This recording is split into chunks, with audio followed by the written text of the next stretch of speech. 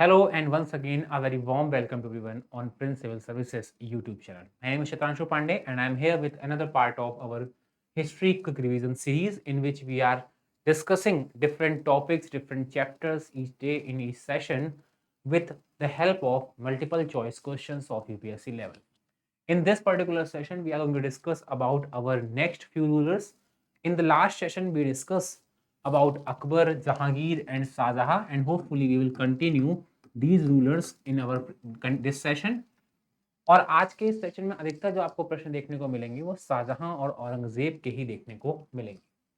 तो चलिए बिना किसी देरी के आज के पहले प्रश्न के साथ आज के अपने इस सेशन को शुरू करते हैं। पहला मल्टीपल चॉइस क्वेश्चन जो स्टेटमेंट बेस्ड रहेगा वो आपके सामने आपकी स्क्रीन पर है और यहाँ पर क्वेश्चन आपसे पूछा गया है, दारा सिकोह के संदर्भ में निम्नलिखित कथनों पर विचार। दारा सिकोह के बारे में आपको जानकारी होगी, शाहजहां का ये बेटा था और इसके और शाहजहां के एक अन्य बेटे औरंगजेब, हालांकि उसके 4 बेटों के बीच संघर्ष हुआ था, लेकिन मेनली अगर कहा जाए तो वो संघर्ष दारा सिकोह और औरंगजेब के बीच होता है। और शाहजहां के उत्तराधिकारी बनने के क्रम में कई युद्ध लड़े गए और उसमें औरंगजेब जो उसका तीसरा बेटा था वो अंततः जीता। लेकिन शाहजहां की इच्छा थी कि उसका बड़ा बेटा और दारा शिकोह ही जो है वो उसका उत्तराधिकारी बने। और अमूमन जो है देखा भी जाता है कि इतिहास में राजा का बड़ा बेटा ही उत्तराधिकारी बनता भी है। और वास्तव में दारा शिकोह वो सभी काबिलियत भी थी जिसके चलते उसको अगला मुगल शासक बनना भी चाहिए था।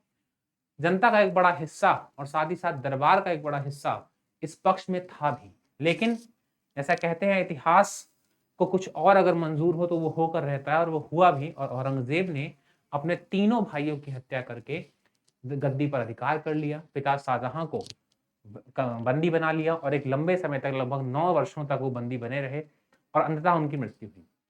तो उन्हीं दारा सिकोह के बारे में ये प्रश्न आपसे पूछा गया और यहाँ पर 2 स्टेटमेंट दिए गए।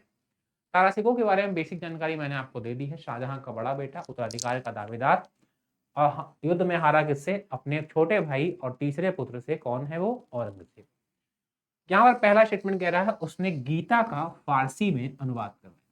दारा सिकोह न सिर्फ एक अच्छा प्रशासक था बल्कि एक कुशल या कह सकते हैं विद्वान व्यक्ति भी था, जिसने अनेक न सिर्फ इस्लाम धर्म के बल्कि अन्य धर्मों विशेष रूप से हिंदू धर्म के ऐतिहासिक ग्रंथों का अध्ययन किया था और उन ग्रंथों का अध्ययन करके उसको समाज पर लागू करने का प्रयास भी किया था। यही कारण है कि समाज का एक बड़ा तबका, वो चाहे मुस्लिम हो या हिंदू हो, वो उससे प्रसन्न थे और उसकी इस लिबरल नेचर के चलते उसको अपना अगला शासक चुनना चाहते थे। इसी क्रम में उसने कई ऐसे हिंदू ऐतिहासिक प्राचीन धार्मिक ग्रंथों का फारसी में अनुवाद भी करवाया था। अकबर की भांति माना जाता था, दूसरा अकबर कहा जाता था उसे।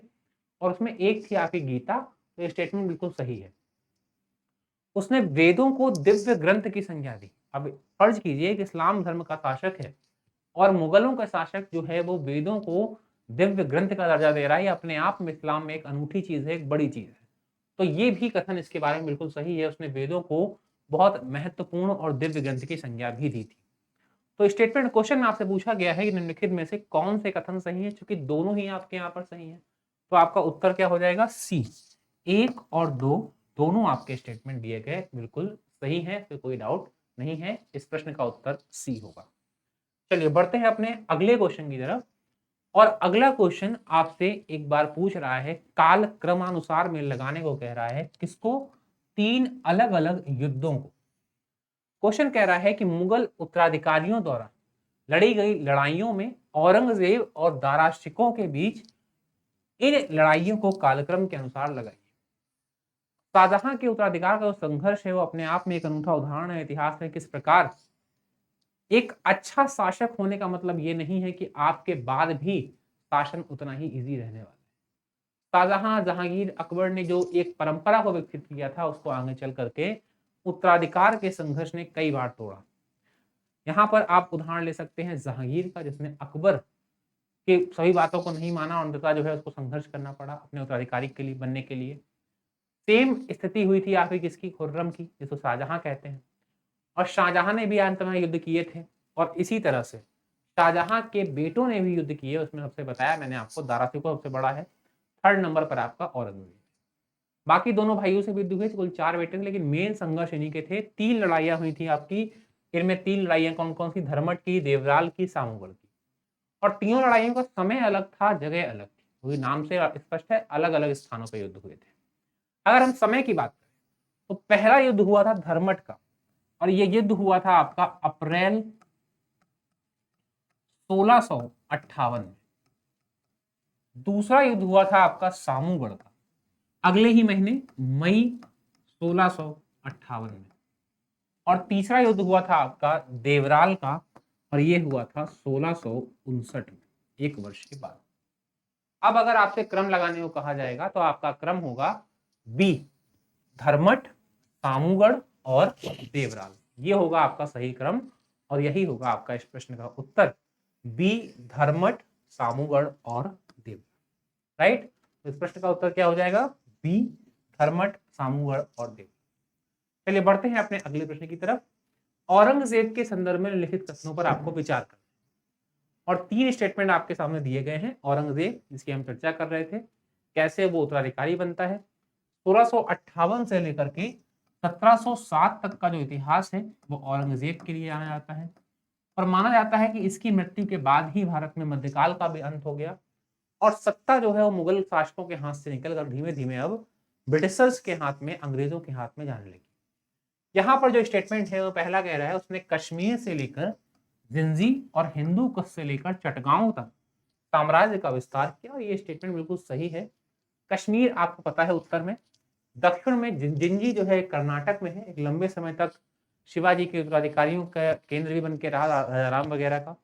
हिंदू कुश की पहाड़ियां पश्चिम उत्तर भारत में है, और चटगांव वर्तमान में ये बांग्लादेश में है, लेकिन उस समय बंगाल का भाग। तो यही 4 केंद्र थे, 4 बॉर्डर थे औरंगजेब के साम्राज्य के, बिल्कुल सही दिए गए हैं। उसे जिंदा पीर कहते थे, मतलब वो इस तरह का शासक था जो कट्टर था अपने धर्म को लेकर के, इस्लाम को लेकर के, और साथ ही साथ वो अल्लाह से, इस्लाम से, उसके कानूनों से डरता भी था। तो ऐसे में कट्टरता के साथ उसको लागू करता था, और इसीलिए उसे जिंदा पीर कहते थे, बिल्कुल सही है। उसने हनीफी कानून को अपनाया था, इस्लाम के कानून का एक प्रकार है, और परंपरागत रूप से भारत में, इस्लाम में इसी कानून को अपनाया भी गया मध्यकाल से, और उसने भी इसे कंटिन्यू किया। ये बात बिल्कुल सही है। तीनों ही स्टेटमेंट आपके बिल्कुल सही दिए गए हैं, कोई भी इसमें करेक्शन नहीं है। आपका उत्तर होगा कौन से सही है, 1, 2 और 3, डी हो जाएगा आपका यहाँ पर उत्तर राइट। तो इस प्रश्न का उत्तर है आपका डी। चलिए देखते हैं अपने अगले प्रश्न को। अगला प्रश्न आपसे कह रहा है मुहत्तिब के संबंध में आपको विचार करना है। इसका 3 स्टेटमेंट फिर से दिए गए हैं, और बताना है कौन कौन से स्टेटमेंट आपके सही। पहला कह रहा है इन्हें प्रत्येक सूबे में नियुक्त किया जाता।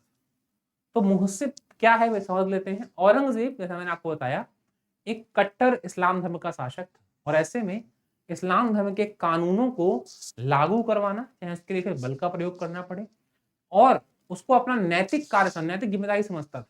तो ऐसे में उसका ये कहना था कि राज्य अर्थात वो शासक का ये कार्य है, ये दायित्व है कि वो जनता के नैतिक उत्थान का ध्यान रखे, और इसी क्रम में उसने मुहस्सिब नामक के अधिकारियों को नियुक्त किया।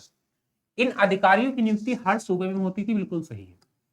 और इनको जो है, जो उनका मेन उद्देश्य था इन अधिकारियों का, वो यही था कि वो शरा और जवाबित यानी इस्लाम धर्म के कानूनों द्वारा जो निषिद्ध कार्य हैं, जैसे उदाहरण के रूप में कहूं तो मदिरा पान करना इस्लाम में निषिद्ध है। तो अगर इन अधिकारी नियुक्त किए गए हैं तो उनका कार्य क्या है कि अपने सूबे में सुनिश्चित करें कि मदिरा सेवन नहीं हो रहा, भांग का सेवन नहीं हो रहा, किसी तरह नशा सेवन नहीं हो रहा है। तो इन सभी निषिद्ध कार्य, मतलब जो मने किए गए कार्य हैं, उनको ना किए जाए, इसकी क्या करना है, उनको देखभाल करना है। Statement is correct. यह राज्य के नागरिकों के नैतिक कल्याण के लिए उत्तरदायी थे। मैंने आपको बताया कि औरंगजेब समझता था कि शासक का, राज्य का दायित्व है कि जनता का नैतिक कल्याण करे, और इसी क्रम में उसने इस अधिकारियों की नियुक्ति करी। तो ये भी बिल्कुल सही स्टेटमेंट है। अगेन आपके तीनों स्टेटमेंट बिल्कुल सही दिए गए हैं, इसलिए आपका उत्तर क्या होगा, डी होगा।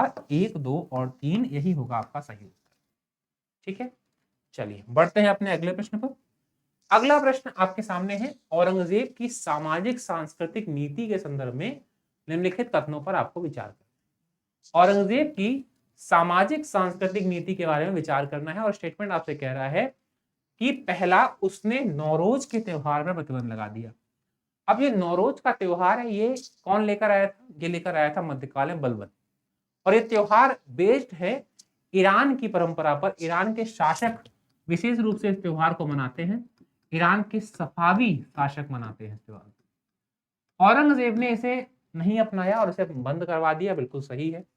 उसने झरोखा दर्शन बंद करा दिया, ये भी बिल्कुल सही है। झरोखा दर्शन की प्रथा को उसने क्या कर दिया, बंद करा दिया। इसे किसने शुरू किया था, ये किया था अकबर ने। इसे भी इसने इस्लाम के विरुद्ध माना। नंबर 3 कह रहा है उसने आबवाब नामक कर लगाया। ये स्टेटमेंट एक्चुअली में सही नहीं है, क्योंकि आबवाब जो कर है ये औरंगजेब ने हटा दिया और जजिया को वापस लगा दिया। जजिया क्या है, जो नॉन मुस्लिम्स पे लगता है, आबवाब कर को हटा दिया। तो यहां पर ये जो स्टेटमेंट है आपका गलत है। कौन से सही है, पहला और दूसरा सही है, इसलिए आपका उत्तर क्या होगा, ए हो जाएगा इस प्रश्न का आपका। इसके बाद बढ़ते हैं अपने अगले प्रश्न की तरफ।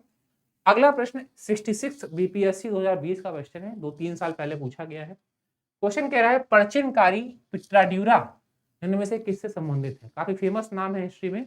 पिट्राड्यूरा एक रंगीन आर्ट की शैली है, कला की शैली है। इस शैली के अंतर्गत कुछ और नहीं, दीवारों पर रंगीन कांच के टुकड़ों से क्या करते हैं, डिजाइन बनाते हैं, नक्काशी करते हैं। और ताजमहल इसका एक बेहतर उदाहरण है। तो यहाँ पर दीवारों पर अर्धकीमती पत्थर जड़ करके फूलों की नक्काशी करना, यही है इसका मतलब। तो ए हो जाएगा इस प्रश्न का उत्तर। बाकी आप ऑप्शन पढ़े ना पढ़े, यहाँ पर आपका उत्तर पहले ही ऑप्शन से निकल कर आ गया। तो ये था आपके आज के इस सेशन का लास्ट क्वेश्चन। आई होप काफी नए कुछ चीजें आपको सीखने को मिली होंगी। जल्दी मुलाकात होगी हमारी एक और मुगल एम्पायर के सेशन में, जहां औरंगजेब और इसके बाद के प्रश्नों को हम और हल करेंगे। तब तक अपना ध्यान रखिए। Thank you so much for watching.